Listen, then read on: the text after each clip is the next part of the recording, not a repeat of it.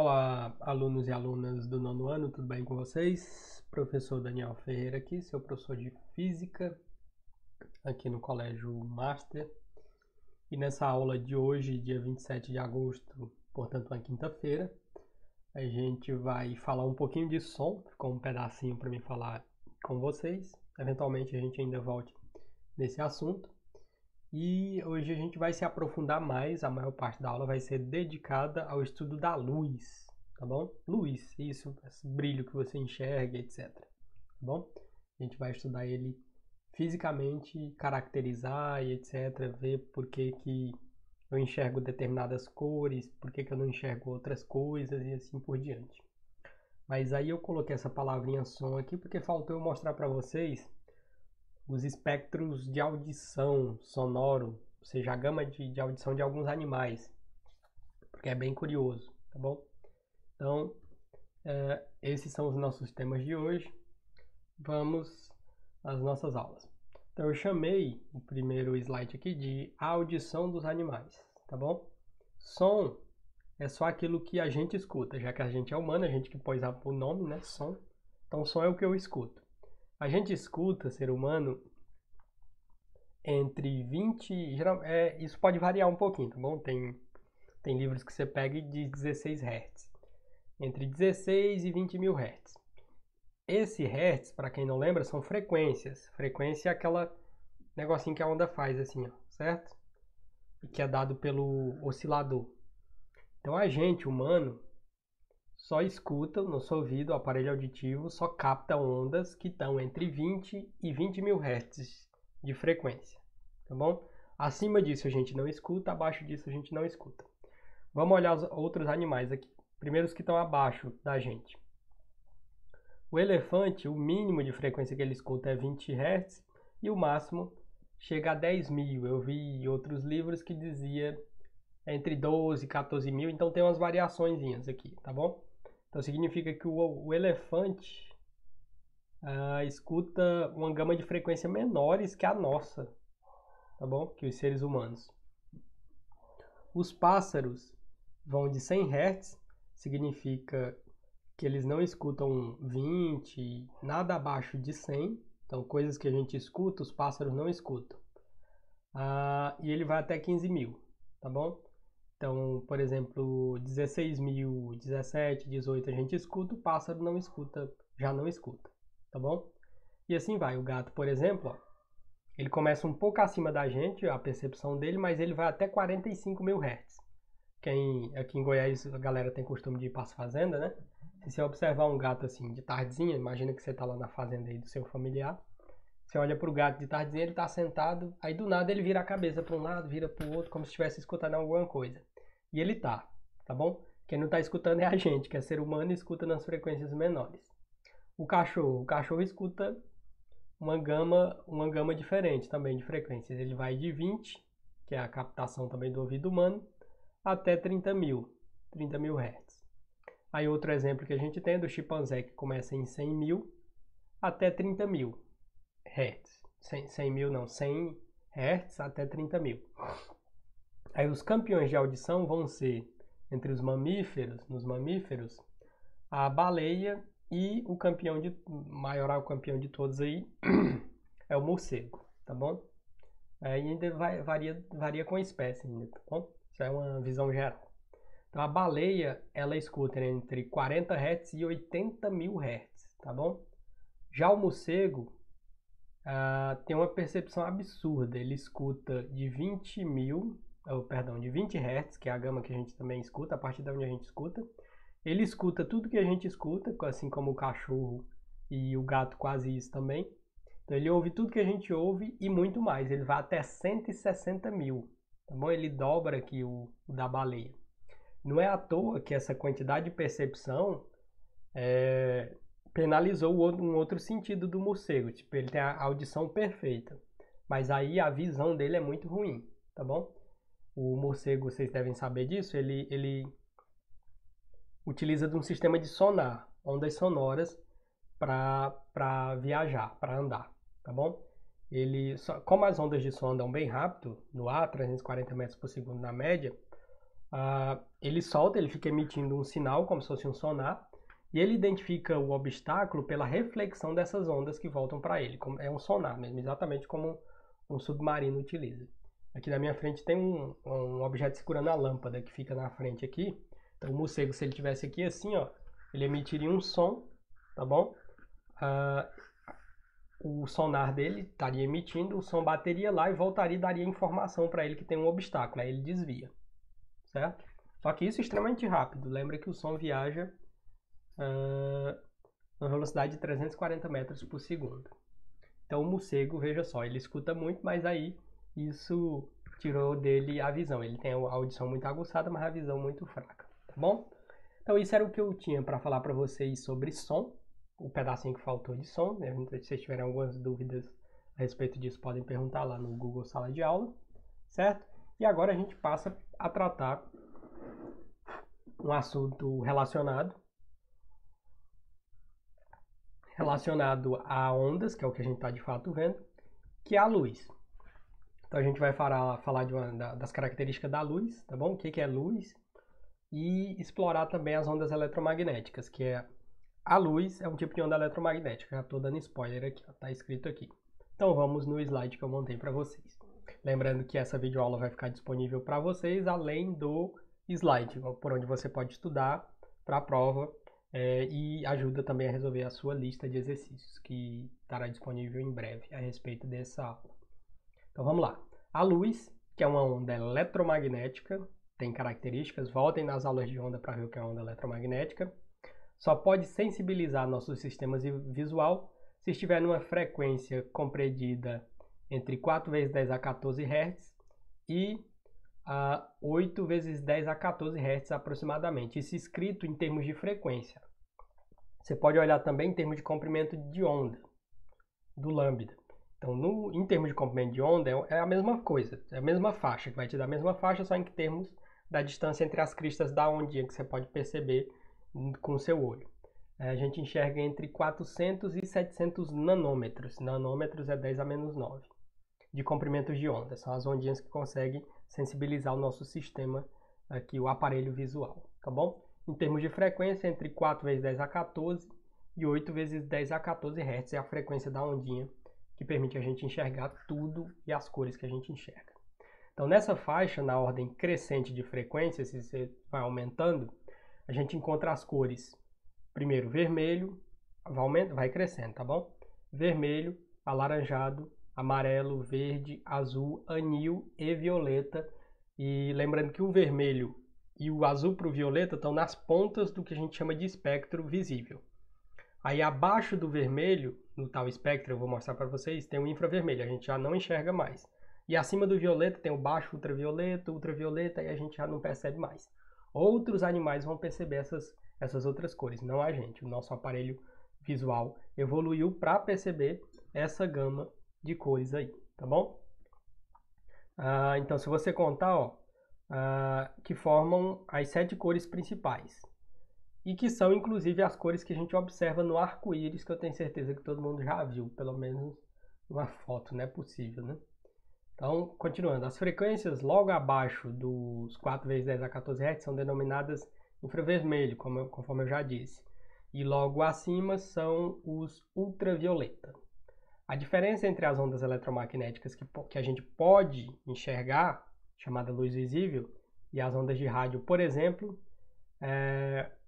está principalmente na frequência. São ondas de frequência e logo comprimento de ondas também diferente. Lembra que a gente já definiu frequência e comprimento de onda, o que são? Revise as aulas de ondas, porque os conceitos são importantes. Uma onda de rádio, por exemplo, ela vai estar na ordem de megahertz, ou falando em termos do comprimento de onda, que é mais familiar para mim.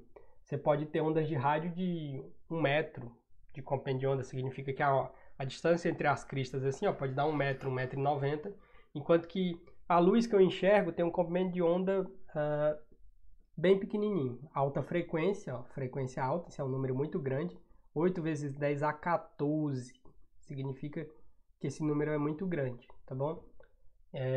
E uma onda de frequência alta tem baixo comprimento de onda, significa que a distância entre as cristas da onda são bem pequenininhas. Então a diferença entre uma onda, entre a luz visível, que é uma onda eletromagnética, e uma onda de rádio, está além da frequência no comprimento de onda, tá bom? Por isso eu não enxergo. Aqui inclusive tem onda de rádio atravessando, tem celular que está aqui do lado, tem um roteador que está ali na frente, então tem onda para todo lado, eu só não consigo ver com o aparelho visual. Aqui está o que a gente chama na física de espectro eletromagnético, que são a representação de todas as ondas que a gente utiliza. Esse espectro é grande, tá bom? Mas as que estão contabilizadas que a gente utiliza, a gente coloca nesse espectro aqui, que é uma faixa, certo? Então, ó, aqui no centro do espectro, já que a gente aqui enxerga, a gente coloca no centro e é assim mesmo, tá bom? Tá, nessa faixinha, ó, nessa linha aqui, entre essas duas linhas, é o que a gente enxerga, só isso aqui, ó. Aí a gente ampliou para você ter uma ideia do que está rolando ali. Nessa faixazinha ali, ó, tem a luz visível, tá bom? Variando do vermelho até o violeta. É o que a gente chama de luz visível, entre 4 vezes 10 a 14 a aproximadamente 8 vezes 10 a 14, essa é a frequência da luz visível. Acima disso, você não enxerga. Você tem ondas aqui de alta frequência, tá bom? E comprimento de onda bem pequeno. Daqui para frente, elas vão começando a ficar nocivas, por exemplo, ultravioleta para os olhos e para a pele. O raio-x, ele consegue atravessar o tecido, é por isso que a gente usa o raio-x para análises médicas, mas lá tem todo um sistema de proteção e tal, então você pode usar tranquilamente. Raios gama já são raios que a gente chama, vão ficando ionizantes, ou seja, perigosos, eles conseguem penetrar e quebrar estruturas do DNA e causar futuramente câncer. Então aqui são as radiações ionizantes daqui para frente, tá bom? Aqui esse número de baixo representa o comprimento de onda e o número lá de cima representa as frequências. Então 10 a 24 de frequência é um número extremamente grande, isso significa que você tem uma frequência muito alta e um comprimento de onda muito pequeno. Então é uma ondinha que tem as cristas muito perto uma da outra, extremamente perto, tá bom? Abaixo do visível, aí você tem comprimento de ondas maiores. Aqui não está mostrado, mas você vai ter também representação de micro-ondas que vão estar por aqui. Não, a micro-onda está para esse outro lado. Aí você vai ter infravermelho, o infravermelho que é a gente na física associa o infravermelho a calor, porque uma porcentagem grande de infravermelho é calor, ou é medida como calor, tá bom? Então o infravermelho já está numas frequências menores de maior comprimento de onda, tá bom? São ondinhas que a distância entre as cristas é maior. Tá aí o infravermelho, ondas de rádio. Esse espectro ele não dá muitos exemplos, porque aqui, ó, você tem aqui, ó, micro-onda que eu estava falando, ela tá aqui, ó. Do infravermelho, a micro-onda, ela tá na ordem de centímetros, tá bom? Tá aqui, ó. Aqui já vai dar 1 metro, ela tá na ordem de centímetros. A gente usa quase centímetros, ainda é pequenininha, mas a gente usa micro-ondas para aquecer as moléculas de água. Aquela micro-onda que você tem em casa aí mesmo. A ondinha atravessa o alimento tem molécula de água e ele vibra junto, consegue causar uma vibração e o aquecimento, tá bom? Ondas de rádio de frequência modulada, FM, 10 a oitava, comprimento de onda. Então, grandonas, tá bom? Chega a ter mais de... Tem ondas de rádio que tem da ordem de 100 metros. Não, isso aqui é a frequência, 10 a oitava. Mas vão variar de metro a 10 a quarta do metro. Então, você pode ter ondas de 100 metros, a distância de novo entre as cristas, tá bom? Então, aqui está o tal do espectro eletromagnético, a gente, humano, só enxerga aquilo ali. Então, só para ler para vocês, esquema do espectro eletromagnético com a localização aproximada das faixas de frequência das principais ondas eletromagnéticas estão representadas aí, tá bom? Vamos para frente, então. Ainda sobre luz, lembre-se que estamos falando de luz. Então, a propagação de todas as ondas eletromagnéticas que estão representadas naquele espectro que eu acabei de mostrar se faz no vácuo a uma velocidade aproximada de 300 mil km por segundo. Isso é uma característica das ondas eletromagnéticas. Qualquer onda eletromagnética no vácuo anda com aproximadamente essa velocidade. A luz, as ondas de rádio, por exemplo, tem robôs da NASA, tem um robô lá que está em operação, perdão, da NASA em operação em Marte. Eu acho que leva cerca de... acho que é uns 30, quase 30 minutos para a informação chegar. Se não for 8, é 30, não me lembro exatamente, mas daqui para Marte, né? O robô ele é controlado daqui, ele é programado e controlado, algumas informações são dadas daqui. Só que o limite de velocidade para qualquer coisa é a luz, inclusive a informação, né? Então, um dos robôs, eu ouvi essa história, aí vocês podem verificar se é verdadeira, um dos primeiros robôs que foi, ele ficou atolado em uma areia, porque quando viram que tinha areia, mandaram o comando para ele virar e voltar e etc, algo desse tipo, eu não sei se foi esse erro, mas pelo menos a história é boa e ilustra esse limite, né? Mesmo a velocidade andando a 300 mil km por segundo demora 20 minutos para chegar em Marte. Então, se eu passo um rádio aqui, sai a ondinha de rádio, ela vai demorar 20 minutos. A luz do Sol, essa eu tenho certeza, leva 8 minutos para chegar na Terra. Então, quando você está olhando para o Sol, se ele estiver se pondo, na verdade ele já desceu 8 minutos. O que você está vendo é o que está vindo ainda. Aí, o mundo, quando você olha em volta para o mundo, você está olhando sempre para o passado, nunca para o presente, tá bom? Com relação à luz. Prosseguindo, então. A velocidade é uma característica, então, das ondas eletromagnéticas. Em meios materiais, aí aqui já uma observação, essa propagação é feita a velocidades menores, aquela velocidade ali é a máxima, tá bom? E os valores dependem do meio ser ou transparente e depende também da frequência da onda. Isso vai influenciar na propagação. Aí o livro trouxe um exemplo aqui para vocês. O controle remoto de um aparelho eletrônico utiliza ondas eletromagnéticas, que são as ondas infravermelhas, tá bom? Para evitar sinais que provoquem alterações no funcionamento do aparelho, aumentar ou diminuir a intensidade do som e mudar o canal em aparelhos de TV, entre outras. Essa é a finalidade, né? Só está falando que o controle remoto, quando você aperta, está saindo uma ondinha lá, uma onda eletromagnética, que vai levar a informação até o receptor da TV. Essa onda eu não vejo porque ela está no infravermelho, tá bom? Está lá no espectro não visível, na região do espectro não visível. O livro só quis dar um exemplo aí para vocês. Aí a luz tem algumas outras propriedades e características. Então, vou ter que ver as simulações computacionais. Se ao final tiver um tempinho, eu mostro as simulações computacionais para vocês de reflexões de onda. Eu posso mostrar em outra aula que eu vou ter que dar mais uma aula teórica sobre esse assunto, se não me engano. Então, vamos ver agora a luz e suas propriedades. Luz, de novo, vamos definir, é um agente físico que atua nos órgãos visuais e produz sensação de visão, tá bom? Então, se te perguntarem o que é luz, responda isso aí. Um agente físico que atua nos órgãos visuais e produz uma sensação de visão. Pode ser pacotinhos de energia também, mas ok. Depois a gente pode tratar disso também. Mas isso aqui, para nós, vale essa explicação. Luz é o que me provoca, o que me permite visão, tá bom? Aí tem alguns fenômenos que vocês conhecem, essa palavra aqui pelo menos, que está associada à luz, que é a reflexão. Reflexão é o quê? É o fenômeno que consiste no fato de a luz voltar a se propagar no meio de origem. O que ele está querendo dizer? Você tem um espelho aqui, suponha que meu braço é um espelho, então você jogou a luz, ela bateu e voltou. Ela voltou a se propagar no meio que ela estava. Ela estava nesse meio aqui, que é o ar, por exemplo, bateu e voltou e está se propagando no ar. Porque existe a possibilidade da luz entrar nos objetos. Por exemplo, o vidro ou água, ela pode ser atravessada. Esse processo da luz atravessar um objeto, não 100% ou parcialmente, a gente chama de refração, que é esse outro conceito aqui. Então, de novo, reflexão é o fenômeno que consiste no fato de a luz voltar a se propagar no meio de origem, de onde ela foi emitida, após incidir na superfície de separação com outro meio, por exemplo, um espelho ou na superfície da água. A água, ela pode causar duas coisas, conforme está ilustrado aqui. Ó. Por isso que eu trouxe esse exemplo para vocês. Então, só falando do segundo conceito, que é a refração. A refração é o fenômeno que consiste no fato de a luz passar de um meio para outro meio diferente. Então, eu trouxe um exemplo aqui. Ó. Você tem ar e água. A superfície retinha da água, sem perturbação. Se tiver perturbação, aí essas coisas ficam tudo embaralhadas.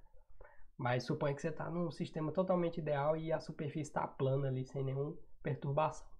Chega os raios de luz aqui, ó, tá bom? Parte uma porcentagem, isso pode ser calculado depois, essa porcentagem que reflete e tal, tem a lei de Snell, tem umas leis da ótica que permitem calcular tudo isso.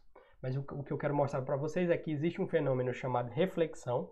Então, na superfície da água, uma porcentagem da luz é refletida e outra parte entra e inclina um pouquinho. Esse processo de entrar no outro meio a gente chama de refração.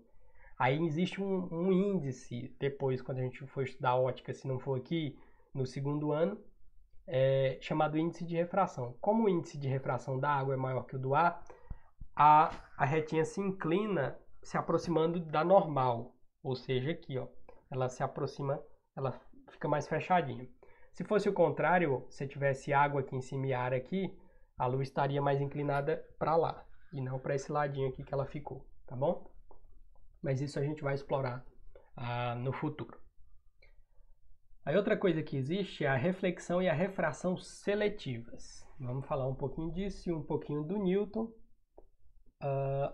e a gente toca o barco, tá bom?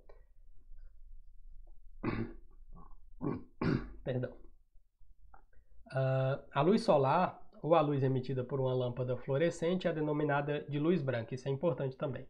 A luz que vem do Sol, ela é uma luz chamada policromática, talvez uma palavra nova para vocês. Isso aqui vem do grego, ó. Poli, várias, cromo, cores, várias cores. Então, a luz branca, que é a luz solar, ou de uma lâmpada fluorescente, é uma luz policromática. Significa que na luz branca tá lá dentro todas as cores. E quem descobriu isso foi o Newton. Eu vou mostrar o experimento aqui para vocês que ele fez.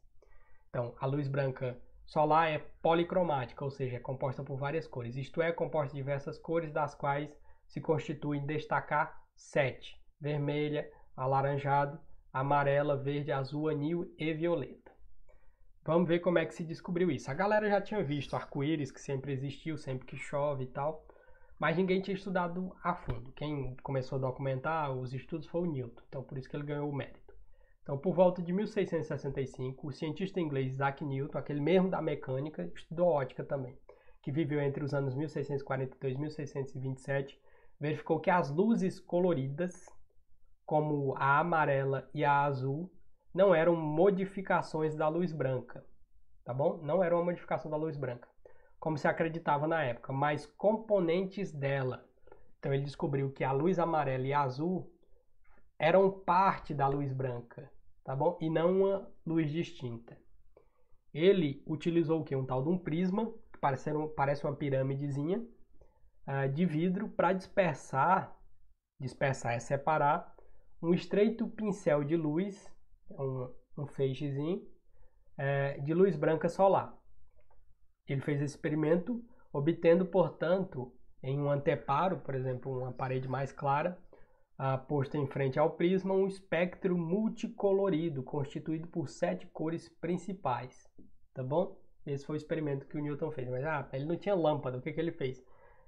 No livro que retrata, dizem que ele deixou passar pela fresta da janela, tinha um buraquinho na janela, um raiozinho de luz, um pincel de luz, tá bom? E deixou aquilo bater no prisma e dispersou e formou essas 7 cores do arco-íris. Considerando-se a trajetória original do pincel de luz branca, a cor que apresentava o menor desvio na travessia do prisma era a vermelha. Menor desvio sofria vermelho, isso é importante. Seguida do laranja, do amarelo, do verde, do azul, do anil e do violeta, que se desviava mais ainda. Então, o maior desvio estava na região do azul. Tá bom? Tá aí ilustrado o experimento que o Newton fez. Isso é um retrato, é uma gravura, tá bom? Do século XIX, do Newton realizando um experimento para estudo da luz branca, e o autor é desconhecido. Está no Museu da França, esse quadro aí. Então, o Newton ele tentou, sem sucesso, decompor um feixe de luz monocromático amarelo. Então, se você tivesse uma luz só monocromática, ou seja, pegar só uma cor e tentasse decompor, não tinha dado certo. Então, ele descobriu que apenas a luz branca era a junção de todas as outras, e as outras separadas são só elas mesmo, tá bom? Então, se você junta todas as cores, você tem a luz branca. E esse é o famoso experimento do Newton. Veio um feixe de luz do Sol, bateu no prisma e dispersou. Conforme ilustrado, o menor desvio foi nessa região do vermelho, e o anil e o violeta foi quem mais sofreu a dispersão e a abertura quando passaram pelo prisma, tá bom? Isso é inclusive capa de Pink Floyd para os roqueiros aí da turma. Já devem ter visto com certeza. Tá aí, portanto, o experimento do Newton. A gente vai falar um pouquinho agora sobre as cores antes de encerrar. A percepção das cores. Aí começamos aqui com a pergunta. Quando iluminadas pela luz solar, as folhas de uma árvore nos parecem verdes. Por que isso? Tá aqui ilustrado. Ó. Tem essa moça aí tá olhando uma folha, bem atenta, né? Veja que ela está com atenção. O sol tá lá, era para estar mais longe, não tá desenhado em escala não, tá bom? Então o sol tá aí, luz solar é chamada luz branca, e ela bateu na folha e a mulher enxergou a folha verde. E nós também enxergamos as folhas verdes, né? Então por que isso acontece? Eis a resposta. Porque essas folhas selecionam no espectro solar principalmente a cor componente verde, refletindo-a de modo difuso para o meio. Ao recebermos luz verde em nossos olhos, enxergamos as folhas em verde, tá bom? Cumpre observar que as demais cores componentes da luz branca são predominantemente absorvidas pela folha, tá bom? Então, o que significa isso? Significa que a cor de um objeto é a luz que ele reflete. Então, garrafa, essa é verde também. O que eu tenho aqui mais próximo, vermelho? Tem essa tesoura aqui, tesoura. Por que você está enxergando aqui vermelho? Tem a luz branca, tem uma luz fluorescente aqui na frente, e você está enxergando isso aqui vermelho, certo? O que acontece? Está chegando a luz branca com todas as cores, o cabo da tesoura absorve todas as outras cores, menos o vermelho, reflete o vermelho, e nós enxergamos, portanto, a cor vermelha. A cor vermelha, no caso da tesoura aí, é a que refletiu, tá bom? Então, a cor do objeto é dada pela luz que ele reflete e não que ele absorve, tá bom? A figura a seguir que está lá na frente, com elementos sem proporção entre si e em cores de fantasia, só para dizer que é só uma ilustração, ilustra a reflexão seletiva. Por isso chamada reflexão seletiva, é o objeto que vai mandar, tá bom? Aí a química disso, tem uma química lá dentro, a gente pode explorar depois no outro curso aí mais para frente, lá no primeiro ano e tal. Atenção para os seguintes pontos, vamos destacar 3 pontos aqui. Se vemos um corpo branco, por exemplo, sei lá, alguém que está com a camiseta branca, a parte interna do meu copo, não sei se dá para ver, é branco. O que significa a cor branca? Então, se vemos um corpo branco, é porque ele está refletindo todas as cores do espectro solar, tá bom? Provavelmente alguém já te disse que andar ao sol com a roupa branca aquece menos do que andar com a roupa preta. Por quê? Porque o branco reflete todas as cores, toda luz que chega é refletida, tá bom? Do espectro visível. É o que vai ficar o infravermelho e tal. Por que com a cor preta é o contrário? Porque o preto, que é o que vai, a cor preta aqui, vai estar explicado no segundo ponto. Então, só voltando de novo. Se vemos um corpo branco é porque ele está refletindo todas as cores do espectro solar. Se vemos um corpo preto, é porque ele está absorvendo todas as cores do espectro solar, não refletiu nada. Então, andar de camiseta preta ao sol vai aquecer mais rápido do que andar com a camiseta branca, tá bom? E terceiro, um corpo que nos parece vermelho quando iluminado pela luz branca solar se apresentará escuro quando iluminado por luz monocromática de cor diferente da vermelha. Por exemplo, você tem esse objeto, você pode fazer esse experimento, é porque eu não tenho nenhuma luz de outra cor aqui. Isso aqui é vermelho. Se eu iluminar com luz branca, que tem todas as cores. Agora, se eu chegar e iluminar ele com apenas luz azul, ele vai aparecer preto, tá bom? Porque ele vai absorver toda a luz azul que vai chegar, certo? É isso que está dizendo. Tem muitos exercícios sobre isso, sobre você ter noção dessas coisas. Então, isso foi um exemplo aí com a cor azul. Outra observação que eu trouxe é de filtros, tá bom? Observação de objetos por lentes ou filtros. Você pega um vidro e olha por ele e vê só uma cor, porque isso acontece. Vamos falar um pouco disso. Então, observando os objetos que nos cercam através de uma lâmina de acrílico vermelho, suponha que isso aqui tem uma lâmina de acrílico vermelha, por exemplo, a gente vai distinguir nesses objetos apenas regiões vermelhas e regiões bem escuras. Isso ocorre porque a lâmina de acrílico constitui um filtro que refrata, ou seja, refratar, deixa passar seletivamente a luz vermelha, não deixa passar mais ninguém. absorvendo substancialmente as demais cores do espectro do espectro visível. Os filtros de cores e de luz assim são largamente utilizados em fotografia, permitindo que penetrem no interior da câmera apenas as colorações que o cabra está desejando, o fotógrafo, tá bom? Isso vai refletir depois, digo, em sentido de aplicação, em vidros de carro, protetor para não entrar radiação perigosa, saca? Então você pode realmente fazer um vidro, colocar uma certa película que filtra umas certas radiações mais nocivas. Mas aí tem que ter cuidado também.